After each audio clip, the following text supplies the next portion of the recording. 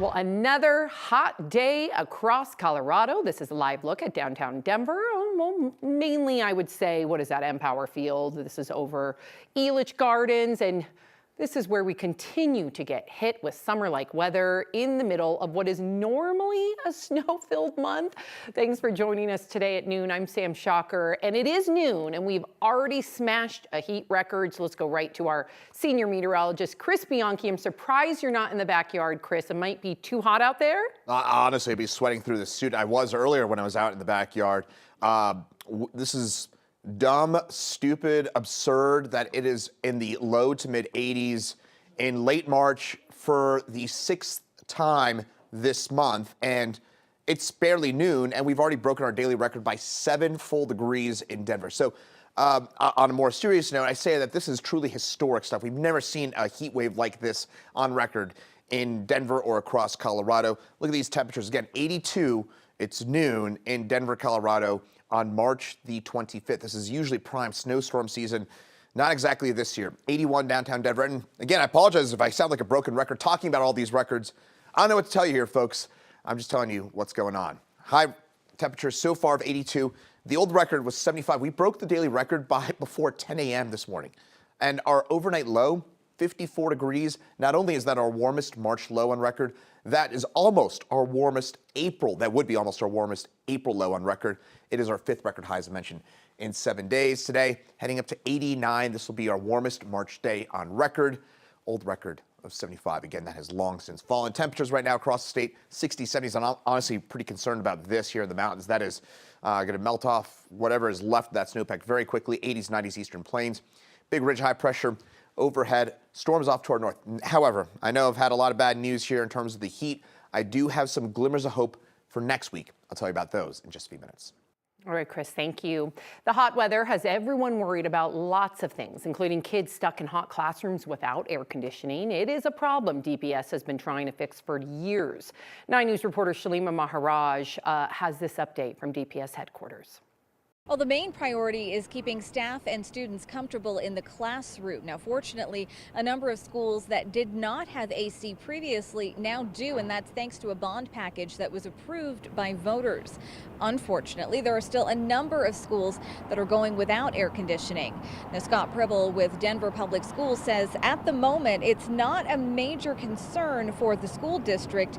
That approved bond package is expected to add AC to all of the district schools by the end of 2028. But unlike late August and early September, when we typically expect to be seeing and talking about these sweltering temperatures, overnight lows tend to be a lot more manageable. We're able to bring that air into the building when the facilities managers arrive to the school and keep that building cooler much longer into the day. And so that heat that comes in the afternoon isn't as impactful on our kids and on our staff. Now, they use that approach just to be able to contain all of that cold air inside of the building. Right now, there are still about 29 schools that remain without air conditioning within the school district. Shalima Maharaj, 9 News. Shalima, thank you. For the first time since 2013, Denver Water will begin mandatory water restrictions beyond its normal summer water rules. The Denver Board of Water Commissioners declared a stage 1 drought at its meeting this morning. The move comes as water collection areas face severe drought conditions and low snowpack. The restrictions are effective immediately. The city is hoping to see a 20% reduction in water use. These restrictions are in place along with usual summer water rules. Well, drivers who park their cars in a parking garage that collapsed on Monday will be without them for at least the next few days. The city of Denver ordered the owner of the parking garage at Yosemite and Jefferson to get a permit to allow for temporary building support. Structural engineers say this is necessary to get cars out and start on the investigation. One engineer who is not working on this project told us what some of that process will look like.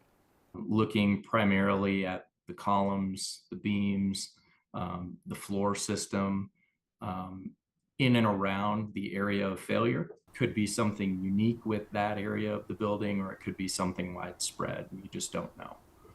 Well, samples of concrete and reinforcing steel will get sent to a lab to make sure they meet minimum standards. This process could alone take weeks.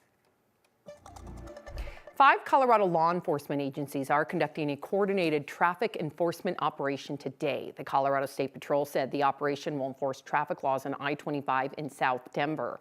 CSP says they will focus on lane violations and unsafe speed. Last year, troopers responded to 215 crashes of all types, with following too closely the top factor, according to the agency. Arapahoe County Sheriff's, Douglas County Sheriff's, Greenwood Village Police, and Lone Tree Police will also participate in the operation.